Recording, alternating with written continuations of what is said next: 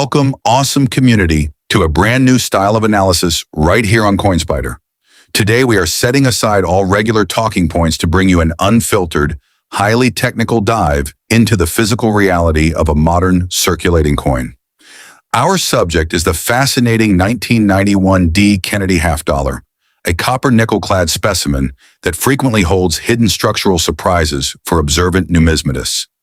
Instead of just looking at the surface, we will dissect certified population reports, mechanical strike anomalies, and manufacturing standards to explain exactly what separates an ordinary pocket piece from an elite archival specimen.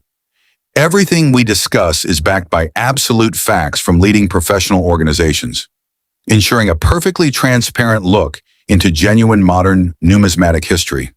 When evaluating the Denver Mint production from this specific year, we immediately look toward professional grading databases like those curated by PCGS and NGC. According to official population reports, hundreds of thousands of these half dollars exist in basic uncirculated grades, making them exceptionally common in average condition. However, a sudden structural barrier appears once you cross into high-grade tiers such as MS67 or the incredibly elusive MS67+. In these high-grade tiers, minor planchet flaws, contact marks from heavy transport bins, and superficial surface abrasions completely eliminate the vast majority of circulating examples.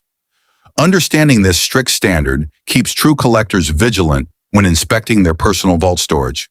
To understand why premium examples are so elusive, one must look closely at how the Denver Mint handled heavy bulk production in the early 90s.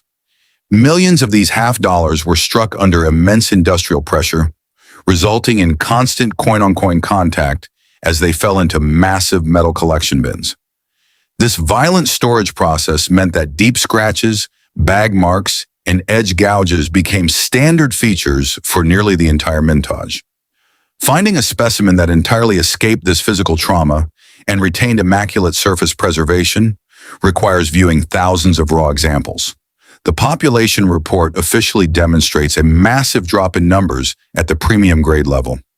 Looking at verified historical information from major platforms like Heritage Auctions allows us to view the official archives where advanced numismatists track verified population specimens. These platforms record the final public destinations of coins that have been meticulously examined by independent, third-party grading panels. When a specimen successfully reaches a certified MS67 tier, it is listed in permanent auction records as a structural anomaly of preservation. These listings focus entirely on design sharpness, planchet cleanliness, and technical strike execution rather than speculative hype. Reviewing these verified historical public listings proves that professional collecting is based strictly on physical quality and technical conservation metrics. The physical core of this piece consists of a standard outer layer containing 75% copper and 25% nickel, bonded securely to a pure inner copper core. Sometimes major planchet errors occur during the raw material preparation phase before the coin is ever struck by the steel coin dies. The most famous verified planchet variations include instances where the outer nickel-clad layer is completely missing on one side, exposing raw copper. This happens when a defective sheet of metal laminate improperly separates during core preparation. These distinct material errors are highly cataloged by professional authentication services and provide an interesting study in metal fabrication. Another highly distinct category of errors found on modern clad halves involve specific physical blockages inside the coining chamber during production.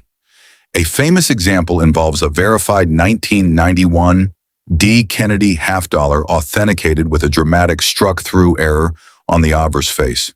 This occurs when external foreign debris, such as thick mechanical grease, shop cloths, or stray metal fragments, drops directly onto the planchet right before impact.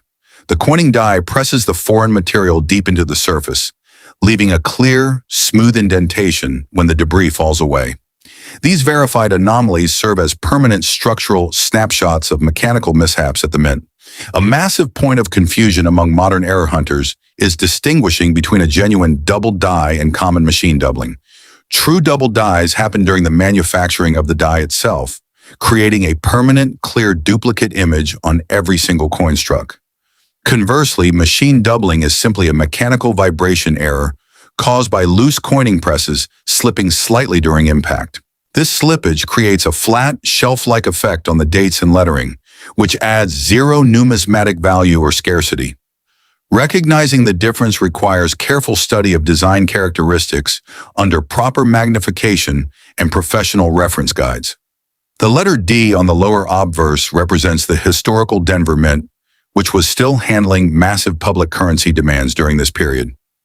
Collectors pay extreme attention to the crispness of the specific letter because it can often suffer from heavy die deterioration. As a steel die strikes hundreds of thousands of blanks, the metal around the mint mark slowly deforms, causing the letter to look bloated or distorted. True high-grade tiers require a crisp punch showing perfect separation from the surrounding field area. Studying this microscopic detail helps specialists identify the relative age of the die used during production. Beyond the technical absence of marks, professional grading services place a heavy emphasis on the quality of original mint luster. True luster is created by microscopic ridges formed when raw metal flows into the die recesses under extreme striking pressure. Over time, these delicate flow lines are easily destroyed by friction from fingers or improper cleaning with harsh chemicals. A specimen showing brilliant cartwheel luster across the fields represents a coin kept perfectly safe from environmental exposure. For serious coin collectors, preserving this untouched factory finish is the ultimate goal of modern numismatic storage. Our goal at Coin Spyder is to ensure that our public analysis remains completely compliant with Facebook's financial integrity policies. We intentionally avoid all unverified price estimations, deceptive scarcity tactics, or misleading clickbait titles because true education doesn't need artificial hype. By focusing entirely on verified population metrics, actual auction appearances, and certified grading standards, we build a reliable space for educational content. The real value of studying these pieces lies in discovering fascinating mechanical variations, rather than making unrealistic profit assumptions. This analytical approach protects our growing community from deceptive online practices. We want to hear about your personal experiences with searching through modern rolls of circulating halves.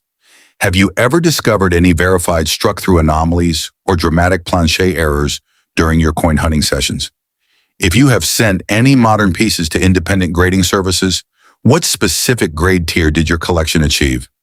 Share your technical thoughts down below in the comments section so we can discuss genuine numismatic facts together. Don't forget to hit that subscribe button to support original, policy-safe research and share this video with fellow coin collectors right now.